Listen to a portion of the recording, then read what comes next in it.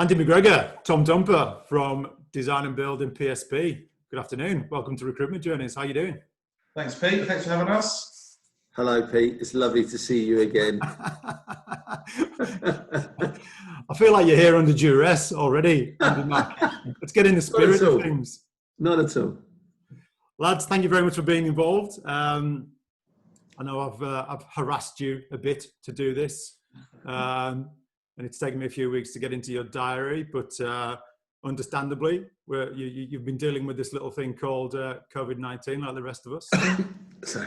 as he coughs into his armpit and then sanitizes. But where are you? You're both working from home today? No, I'm in the office. Yeah. Yeah, okay, we're in Sydney, obviously, aren't we? So we're in a slightly different place right now. Are you guys, you're not all back 100%? Are you doing it in stages? No, we basically went A and B team from the last 4 weeks and then went optional. So that's sort of the process at the moment, is that the guys have chosen to come in, but our office is set out in such a way that it's more than enough space between each consultant. Mm.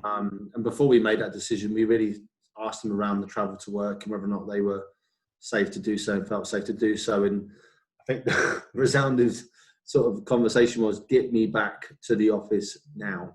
Mm. So it was decided that's what we were going to do. Because obviously, regrettably, in Melbourne, it's a bit of a different story at the moment.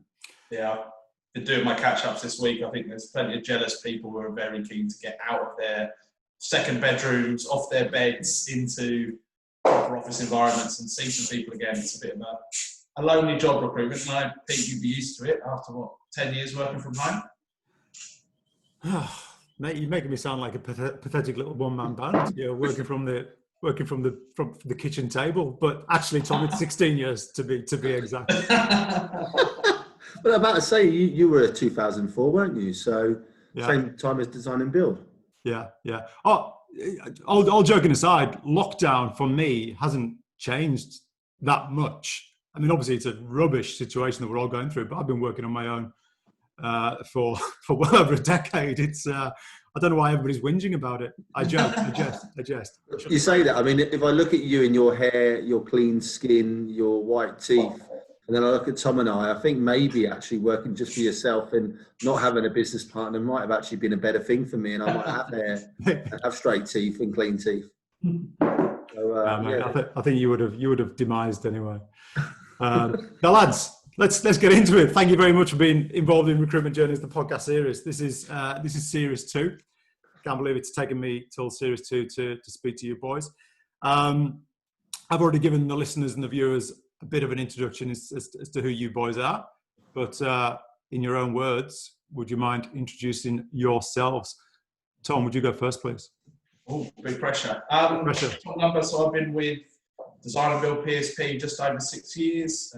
Previous to that was with the behemoth that was Randstad and then Matchtech in the UK. So third version of recruitment for me, I guess. I look after the operational side for D&B and PSP and then head up the PSP side of the business for us. Enjoying being at home. My daughter is due to wake up in the next 10 minutes. So if you hear crying in the background, it's potentially me. If not, it will be her. So something to look forward to for us all. Thank you, mate. Right. Andy Mac. I can't believe you let him go first. I think there's an unwritten rule that I always go first in these things. So I'm already upset. That's why I interjected, because I knew that if I didn't allow Tom in first, he'd have no chance. Yeah. Yes, thanks for that, Pete. Obviously, Andrew McGregor. I've been with Design and Build for 10 years.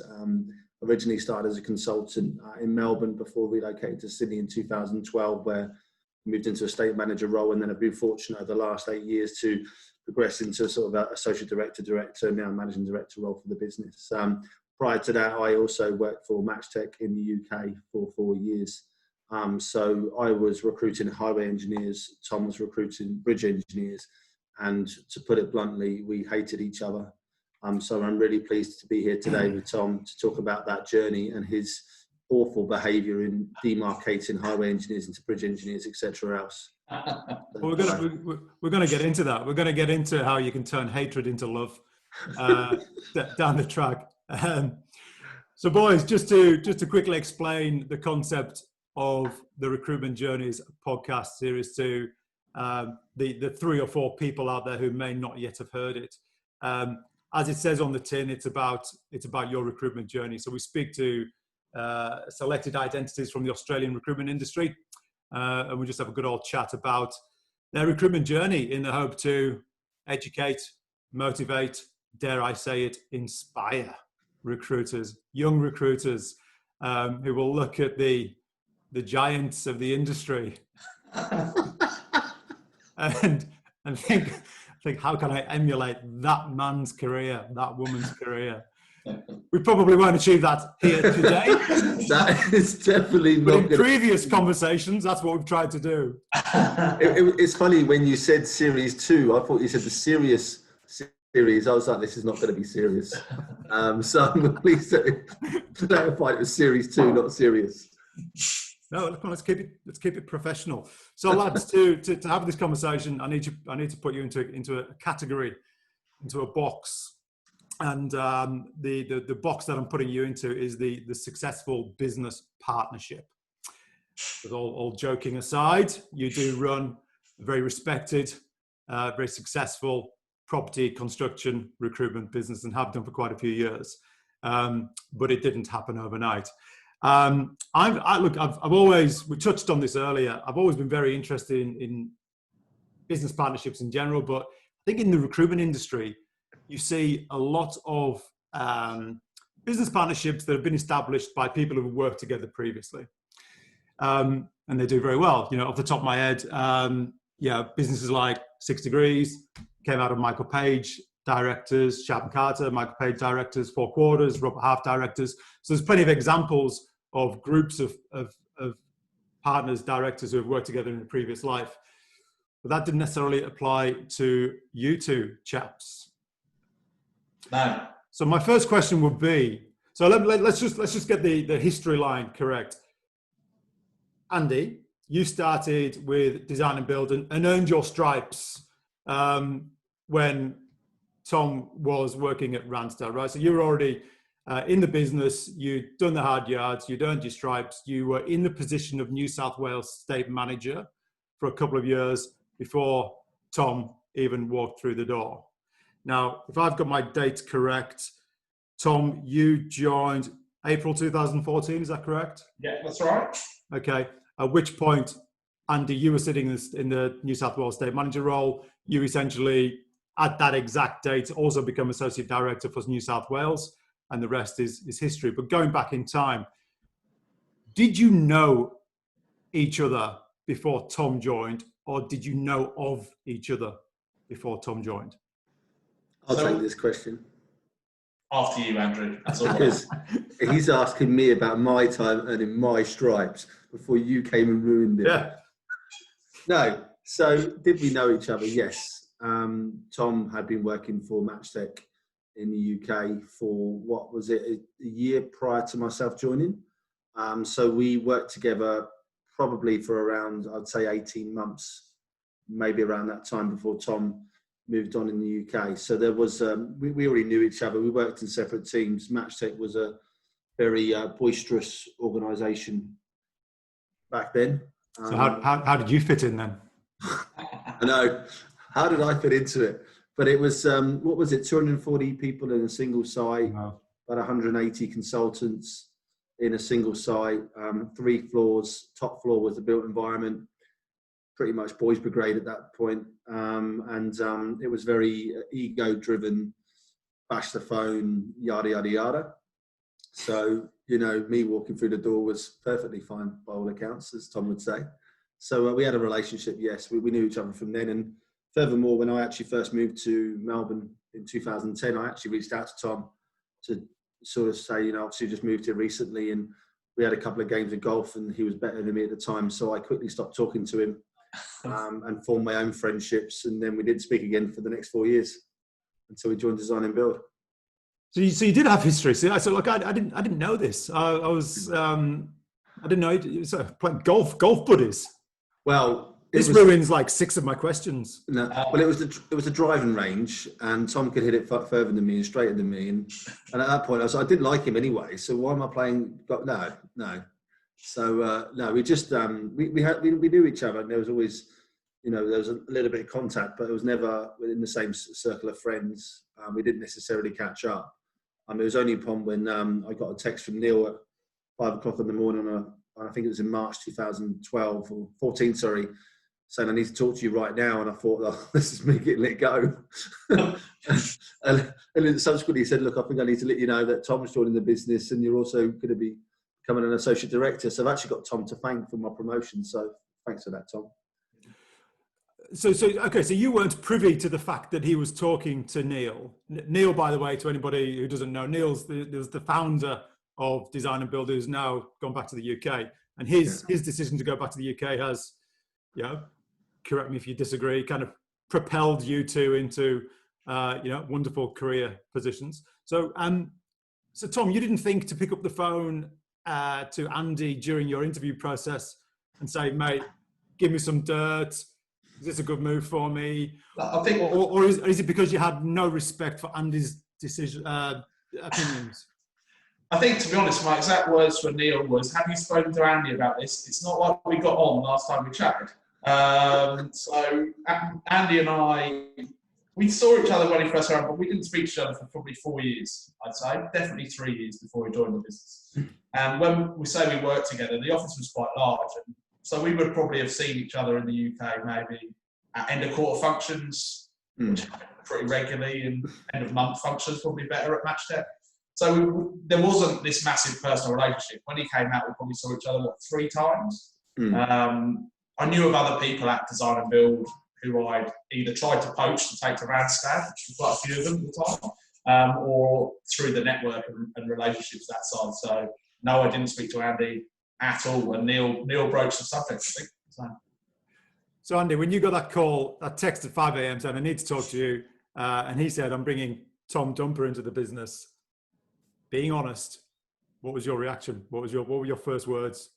Do you know, I look back then, and what people probably don't know is that the first 2 years of being in Sydney was probably my hardest 2 years of my career. Yeah, I had seen so many highs and lows at that time, and we were just starting to turn the business around. And I kind of had a sense that Matt, the director at the time, was potentially going to the UK. But when Neil told me, I wasn't generally that concerned. I wasn't necessarily worried. I think I was more being selfish. I was really happy that I could see there was this next opportunity for me to really drive the New South Wales business forward in a way that I wanted to try and drive it forward. And also with respect to Neil and Matt and Mel, I think Tom coming in, I immediately realised that it was going to be a fresh set of eyes around what we could achieve in Victoria. And in fact, I think I texted Tom probably pretty much an hour after the phone call with Neil and said, I had to find his number. I had to literally dig out it. I was like, I'm not even on my phone. And I texted Tom and I was like, mate, obviously Neil's passed the news. I'm really pleased and looking forward to working with you in the coming weeks. So what was that first conversation like, or first face-to-face meeting where you both sat down as young-ish recruitment executives with aspirations to take over the world?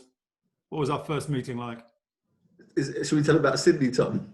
I think that was later on. That wasn't the first one. The first one was good. I think what Matchtech did was set a set of ground rules on how we approach things. Even now, I think they're very big on their ratios. They're very big on understanding what works, what doesn't. So we've got a lot of commonality in that. I think we've got pretty different approaches in other things, which anyone who's probably spoken to us both would agree with that.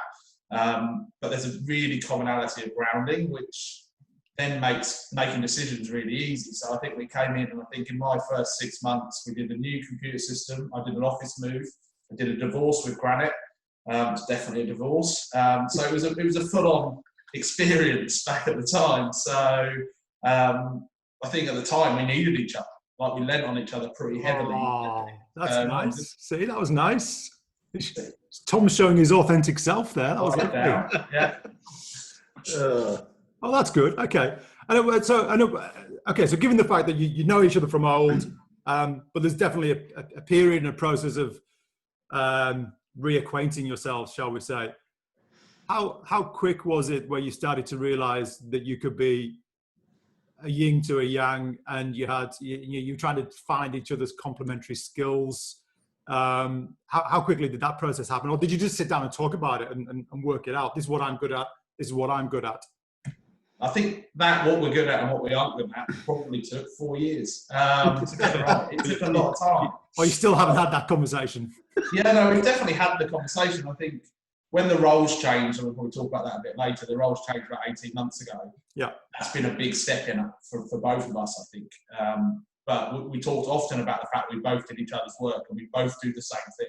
And we both feed into the same parts of the business, trying to make the same changes, and the cohesion wasn't probably where we wanted it to be. That being said, we would have spoken in that first 3 months 10 times a day, every day, all day, about everything and everything. I remember the first 18 months, I worked 6-day weeks for 18 months, every week, 6 days, because you had so much stuff to do. And I think we were both driven by growth. We wanted to grow something. We've never been mad up on profit. It's been more about growing the business and creating something that's sustainable. And I think we've both been of that mindset. We've both wanted to grow something together, which has been good. And then on the very rare occasions we disagree, with the advantage of having Neil as the referee in the middle is good.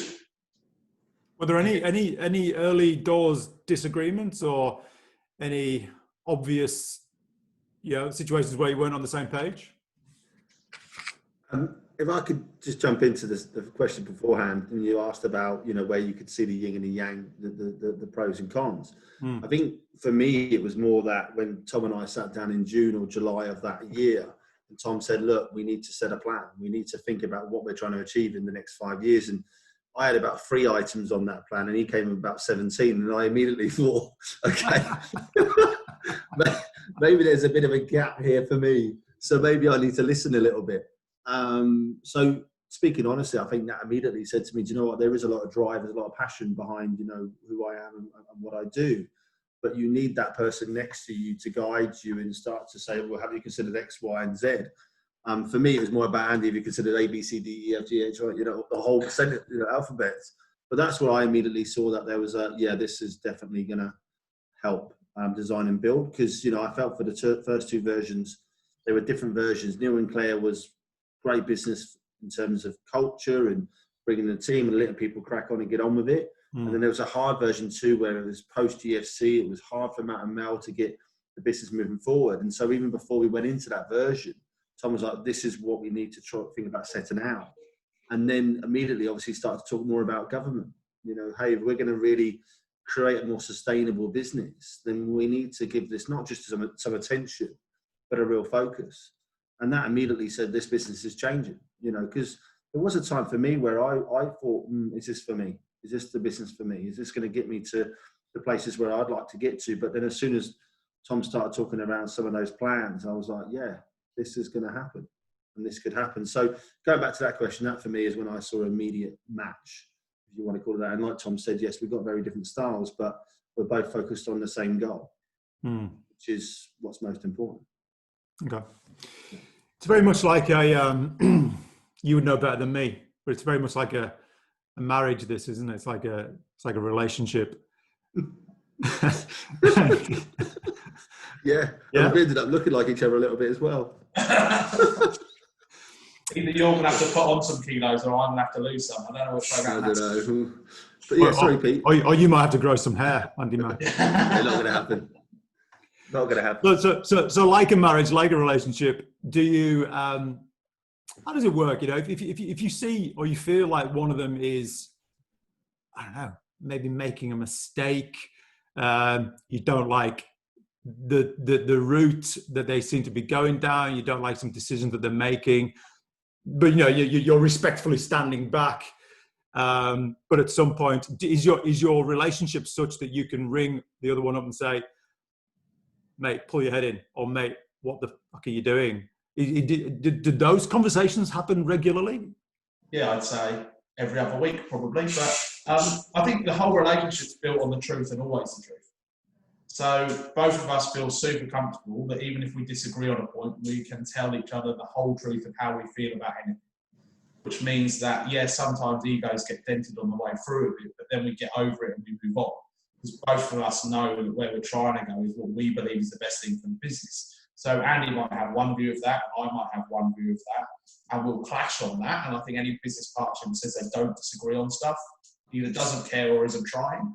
I think there is a clash because you've got to have your own personal beliefs of what's going to make your business the best possible business. So in that, there's points where you have friction, and that friction is best talked out and discussed. If you bottle up the friction, for me, all you're doing is carrying that into the next meeting and the next discussion and the next discussion. I'm much more interested in being able to pick up the phone to Andy and say, I don't agree with how you've done this, or Andy picks up the phone to me and says, you're not delivering here, here, and here. That's a two-way street. And if both of you carry that through all the time and never move past that, you're stopping the business from growing, in my opinion. You're stopping from getting real information. And I think it's really important that you get real information. Who's better placed to give you absolute honest feedback than the person you're in business with? No one else is going to do it. The people who work for you want their next promotion, want their next opportunity. They're going to get on board to a point. They'll give you some feedback, and if you encourage the culture, they'll give you good feedback. They tend to still be a bit reserved at how they give it. I don't have to be reserved with Andy. I can tell Andy exactly what I think about whatever's happening in the business, and I think that's really healthy. Other business relationships, I'm sure, would find it different to how we do things, and they would air their grievances potentially differently. But I think it's a really powerful way of speaking, and it's the same with Neil as well when we have our conversations there. The truth is all that matters, really. If the truth is there, then we can work on the rest, and all of us want to work with each other, which I think is really important, because that means you'll get past any issues you have along the way. But it's definitely a different business environment. I was Randstad, obviously, and went through a very different environment previous to this, where it is more corporate and more, you've got to be careful not to say the wrong thing to the wrong person, otherwise your career aspirations can go down the toilet, and those types of environments. That's not our environment. Our environment is we are working towards the best thing, and so if you say what's on your mind and say it with passion and reason and why you're doing it, that's the best outcome for us. And we really encourage that from the people in our teams as well, to tell us what they're thinking and tell us why they like something or why they don't. It's super important. And the leadership team in both sides of the business, who, when they embrace that, we get best results. There's no way you can beat that answer, Andy Mack. That was pretty inspirational. You know, when you said that only you've prepared for this meeting, I reckon he's got just behind the screen.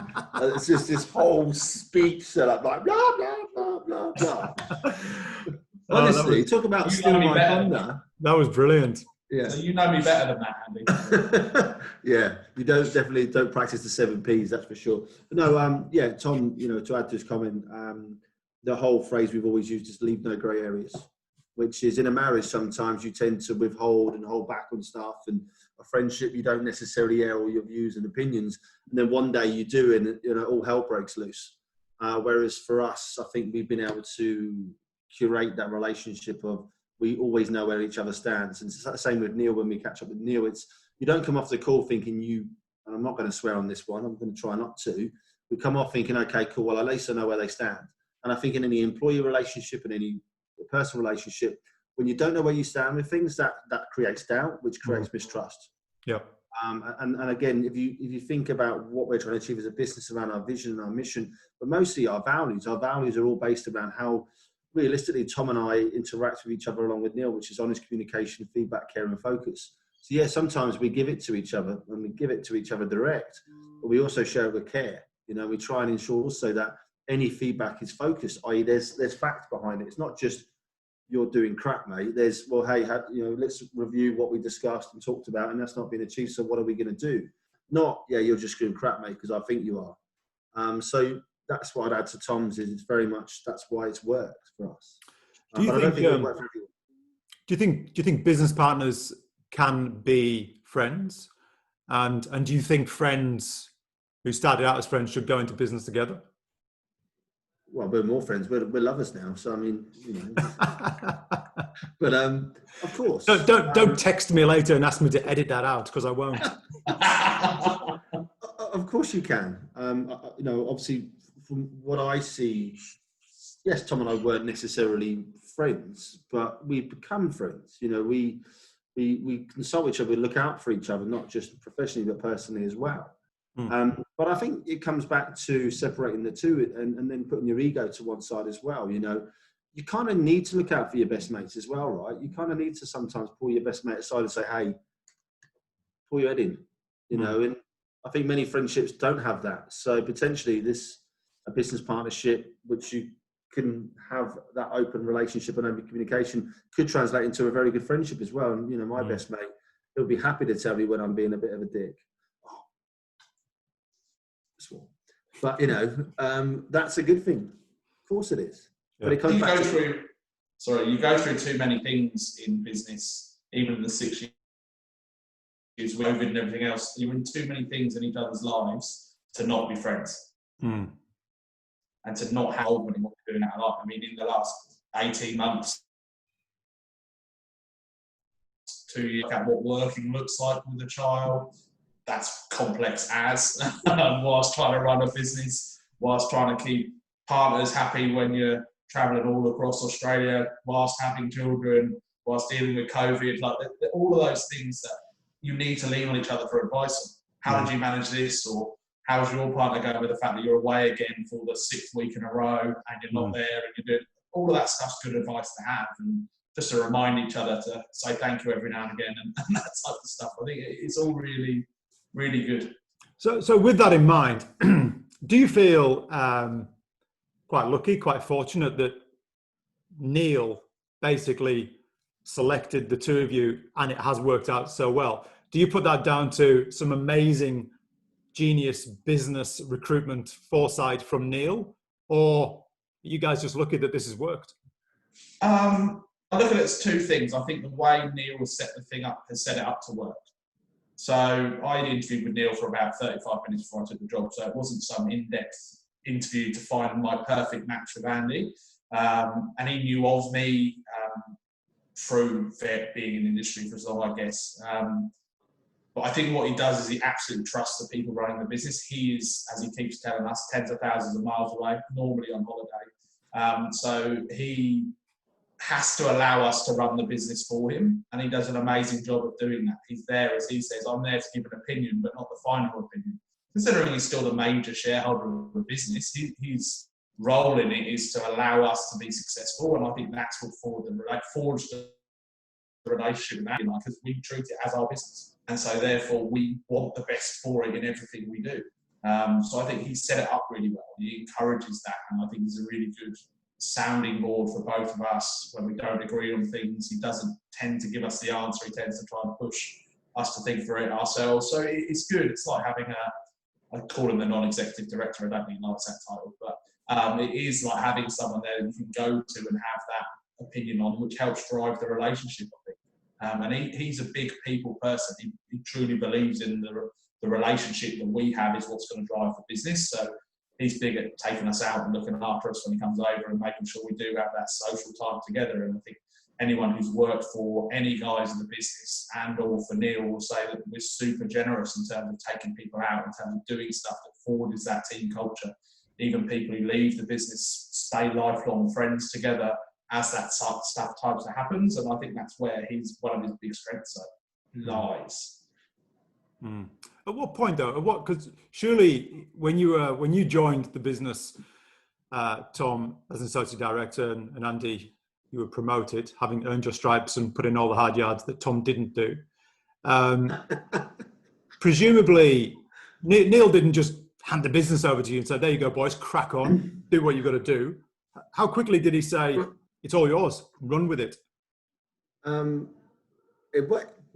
Pete, it was pretty much a case of, guys, it's on you now, and I'm here to support you and advise and update me and keep me in the loop as to what's going on. But there was never a don't hire this person, don't not do this, don't let this, etc. It was always very much, well, I trust you guys to do the job because you've been selected to do it. I think what dawned on him, obviously, after a couple of years of being associate directors, was all the risk was on him as well. So if Tom and I then made a mistake or did something a bit silly, he was carrying all the risk. But also, Tom and I obviously probably wanted a bigger part in the business in terms of equity and shareholding. But no, I always felt with Neil, it was, I trust you to do the job. You've been selected to do it, so go and do it. And in fact, on occasion, It's kind of reminded me of that a few times. It's like, mate, this is on you. This is your job. This is what you've been selected to do. So go and make the decision and be okay with making mistakes along the way. And you asked earlier about how many times people picked up the phone to, have a go at someone. My phone definitely rang more than Tom's did in terms of making bad mistakes along the way. So, and people sometimes ask me, how it feels to be where I am today. And there's no doubt at all, addressing the second question around luck is, would I be where I was today without Neil and Tom? 100% no. Absolutely no way no. Would I be where I am today? So I think, you said, is it luck? I feel lucky to be where I am. And I think part of that, a huge part of that, is because of what Neil and Tom have done for me, along with obviously the support of some of the key people at Design and Build. So when you became fully fledged business partners with Neil and not just Design and Build employees, were you both totally running at it at 100 miles an hour? Did either of you have hesitations?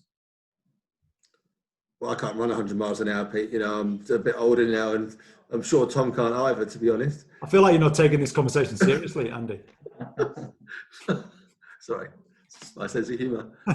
Yeah, I mean, when Neil said it, it was I'd be speaking, referring to directorship, etc. else, and to get the opportunity to become a business owner, and in particular when you didn't apply yourself in your younger years, and you sort of held on to that a little bit in terms of regret around schooling and in your early 20s, and suddenly you get this opportunity to become an owner of this amazing business, which has had this amazing story. Yeah. Oh my God. Like, I still remember the day when it ticked over to July 1st, 2017, and I was the proudest person alive. I was just about to get married and I'd just become a business owner. I was like, my God, this is wow. So yeah, 100 miles an hour, million miles an hour. Granted, I wish I'd probably read the contract a little bit more to know how to get out of it, but it's another story for another time. That took 12 months to do. So we Neil, knew if you're listening. 12 months out. Yeah. So what advice, so going back to the concept of the podcast, it's all about inspiring people, and what appears to be an interesting spin-off of COVID is none of us would probably have guessed that this was going to happen, but there seems to be lots of little recruitment businesses popping up left, right and centre.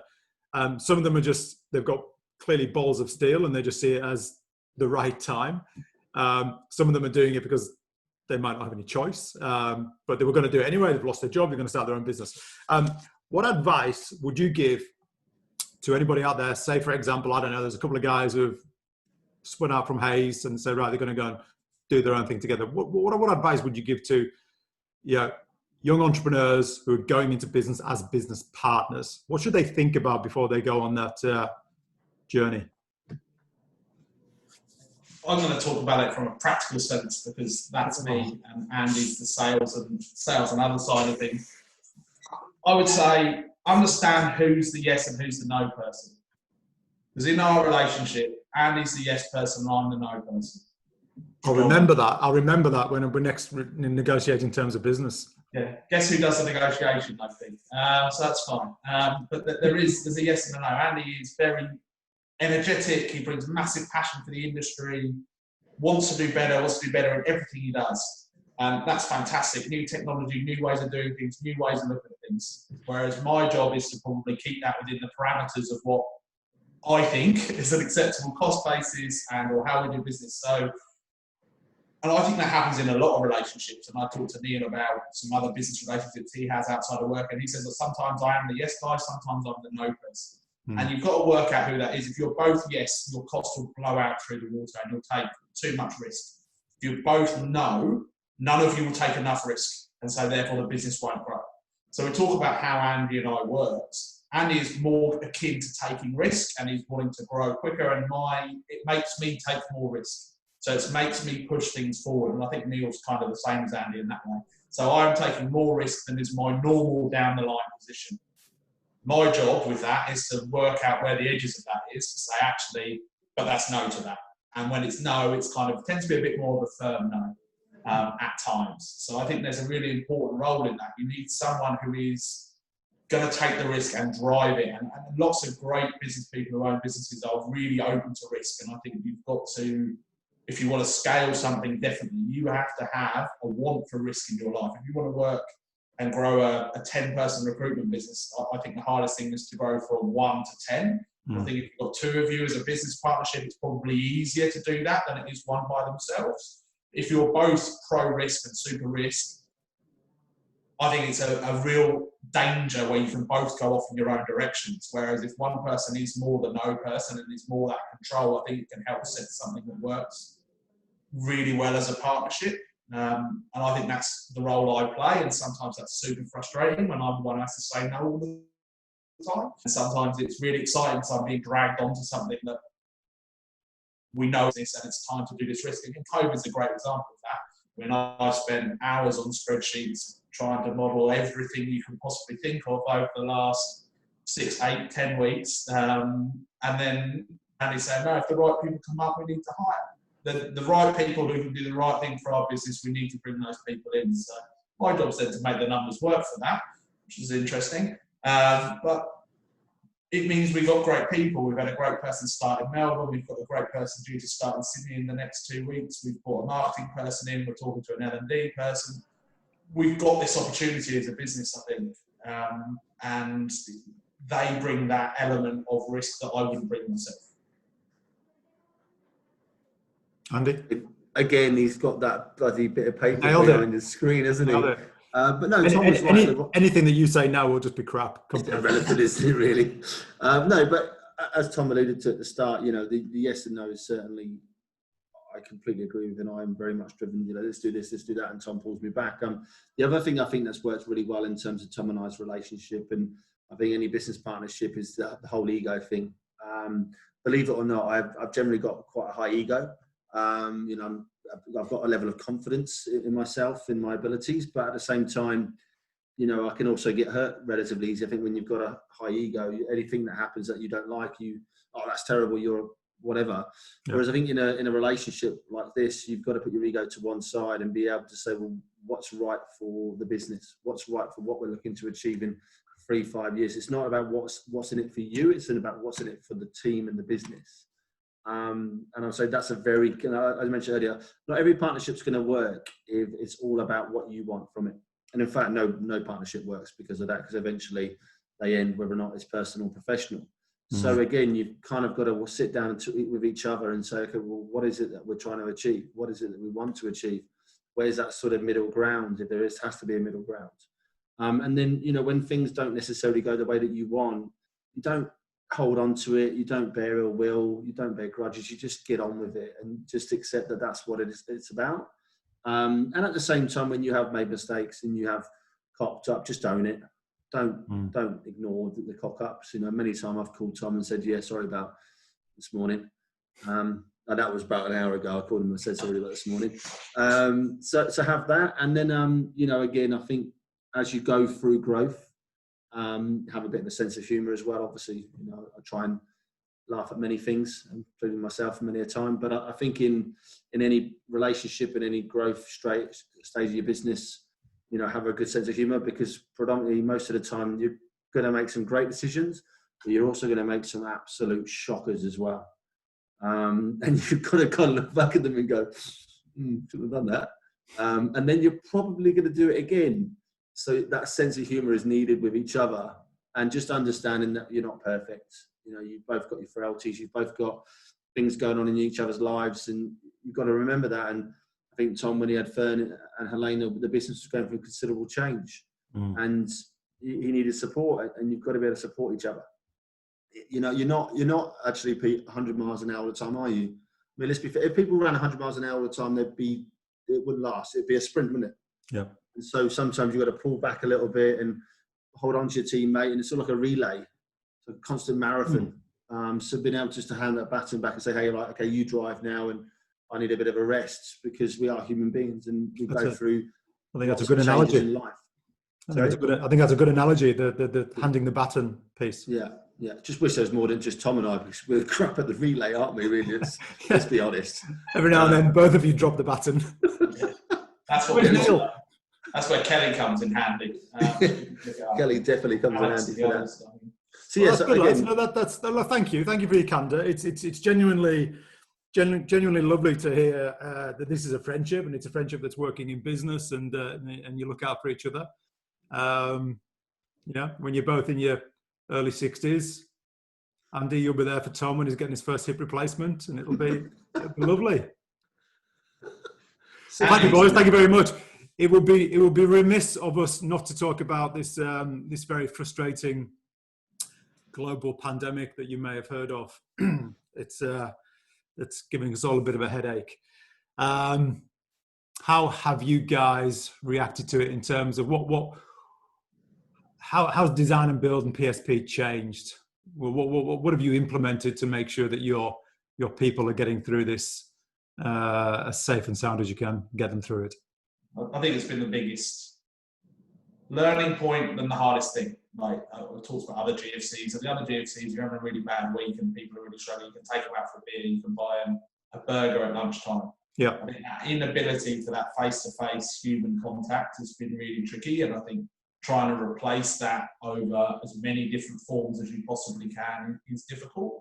I think we took an approach at the beginning of it all to be patient, not rush our decisions, and I think there's been various commentary on this from various different people. I think we've done better than some for doing that, and for actually not feeling like we have to rush in to make a decision now that has to happen, and really trying to think through what was going on, and trying to make sure that when we did make a decision, we could communicate the why to the team, what we're looking to do, what we're looking to achieve from it.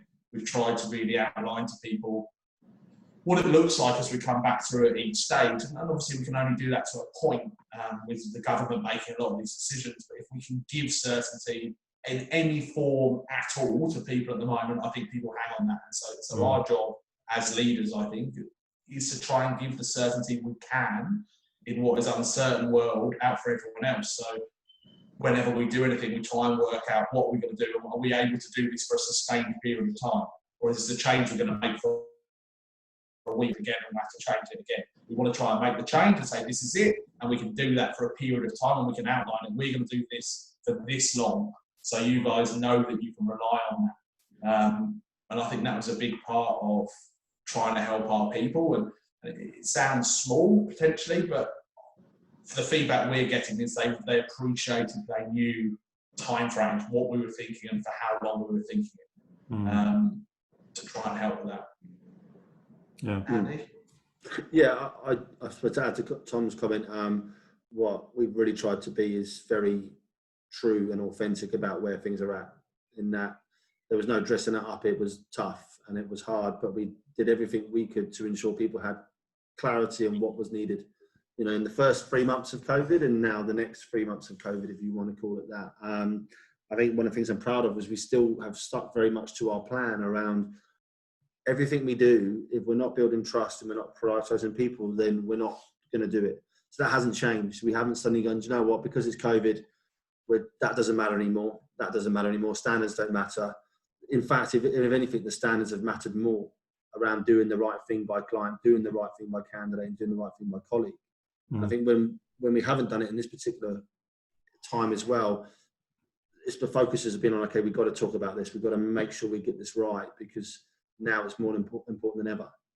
So I'm proud of the fact that we haven't then gone, you know what, it's crap, doesn't matter about those things. They don't matter right now. So no, they matter more than ever. And the guys have been incredible in making sure that that's been adopted and ensured it's been followed up along the way. And, you know, one just hopes that, you know, maybe in 4 weeks, hopefully Melbourne comes out of its lockdown and hopefully Sydney doesn't. And like Tom said, and a lot of commentary around working from homes, working, etc. else and yada, yada. But just having people around you who are your friends, you've worked with people for years. It's not like it's just a working relationship. These are human beings, and recruitment's a people business. So just wanted to get around people, especially in Melbourne. I generally just want to get a plane to Melbourne and just be like, come on guys, let's go for a beer, water or wine or whatever it is, and just have a bit of time together because it's been dearly missed, that's for sure.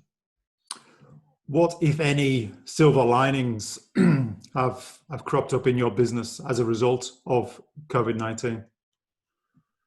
I think it's actually interesting. Like I said, I don't think we've necessarily changed our business plan. All it's done is brought forward the ideas that we wanted to execute. Like Tom mentioned earlier, the learning development manager, we're probably a week away from putting that in place.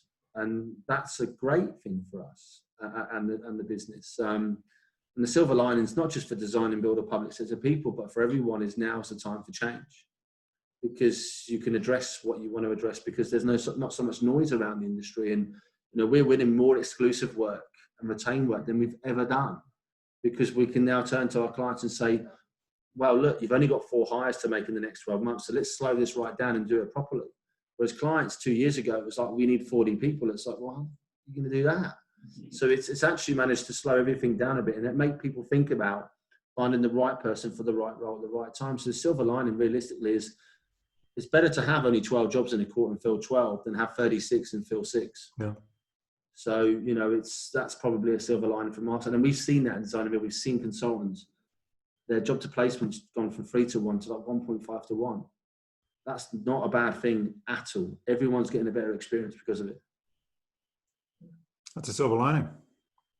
Yeah, I think experience has taught us the ability to look at process, try and look at what we're doing well, what we're not, and be really honest about what we're not doing well. We definitely do stuff that we could do better. There's things in every step of what we do that we can do better.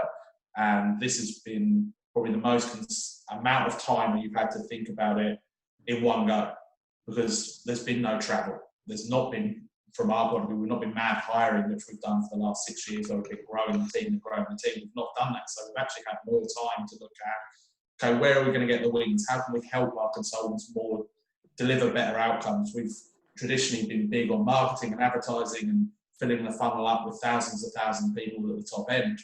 Is that working for us? We don't think so necessarily. So how do we change that? How do we make sure that every experience is better? And as an industry, I think that's on the recruitment industry. How do we make the experience better for our clients and candidates at every step of the way? And if we do that as an industry, we'll improve, and our reputation continues to improve. And I think it has improved, and it is continuing to improve. And you can see other companies out there that are doing an amazing job.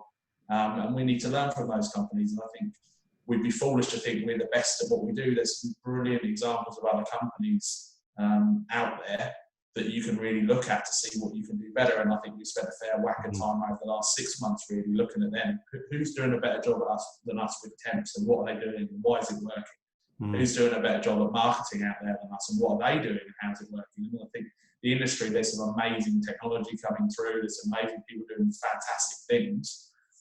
We want to learn, and I think we've had probably more time to focus on that in the last 18 weeks than we have probably in the 6 years before that, which is great. Now the proof's in the pudding, isn't it? If we don't implement it and we don't do the work, we've got no one else to blame. And obviously Andy's fault first, and then secondary my fault after that. So things we've got to do. Yeah, you touched on an interesting point. I think if there's anybody in the anybody out there who doesn't use this as an opportunity to look in the mirror, personally and professionally, and just have a good hard look and a deep old think about how they can improve as a person, as a professional, as a recruiter. If people aren't doing that, then they're missing an opportunity. They really are, because it's the perfect time to take stock. And I'm certainly trying to do things in my life that probably would have been neglected because I was too busy. And I think we as an industry are doing that, or we should be. I can't remember who it was, but somebody said something the other day. I need to try and find it. It was something like, when all said and done, we need to be able to look in the mirror and ask yourself the question, are you proud of how you reacted to COVID? Are you proud of what you did to get through that time? Did you bury your head in the sand, or did you improve and attack and move on? Sounds like you boys are doing the latter. Hopefully, yeah. And how are you both doing personally? Just before we kind of wrap this up, because I know you both got kids, young kids, and that can't be easy on top of everything else. Yeah, I mean, it was a terrible time to have a baby. I mean, let's be fair. Especially, he literally arrived 3 weeks early. So on the 11th of March, we're literally, I remember getting phone calls from Tom and Alex that day saying, look, this COVID thing is getting a little bit curly. I was like, well, he's just arrived. I was like, well, we're going to have to get on the phone and talk about this. And then Tom mentioned earlier about, we set a process and that was going to be it. That process changed about every 4 hours. in that 2 weeks. But look, I've been was home for 14 weeks during the first 14 weeks of my son's life. Not many dads or secondary carers have had that opportunity. So, God, amazing. Silver lining. I'd like some sleep, but you know that'll come. I got 4 hours last night. I feel like amazing. Yeah. How about you, Tom? You okay? I'm doing good. Yeah, mine echoes the same as that. I've done probably more bedtimes, more baths for my daughter in that this time than I have in the rest of her life, which has been fantastic. And she's at a great age from my point of view. She's talking, she's walking, she's running around. So, although the second I walk out my office, I tend to get sent back to my office by my daughter. So I'm not sure what that means. No, Dad, back to office. More money for us, Dad. I think that's that. So yeah, that's been an interesting couple of weeks for sure. But yeah, I think it's been great, and I think I definitely don't miss the commute every day as much as I miss the office environment. Don't miss being sat in an airport lounge waiting to go on another flight to Sydney or Brisbane. And the day that is the day trip to Sydney, which is sort of a 15-hour day, is definitely not missed. And I think I'm not the only one who'll say that. I reckon hopefully there'll be less of that coming when it all comes back out. But who knows? There'll always be some reason for me to be in Sydney, I'm sure. So. Well, lads, thank you so much. It was worth the wait. You made me wait months for this conversation, but it was worth it. Thank you for your candor. Thank you for your honesty and your banter. I have no doubt that when the fog lifts, you boys will take Design and Build and PSP from strength to strength. And I wish you all the best of luck getting through these next few months. Awesome. Thanks, Pete. Appreciate it. Cheers, boys. Thanks, Tom. See you later, boys. See ya.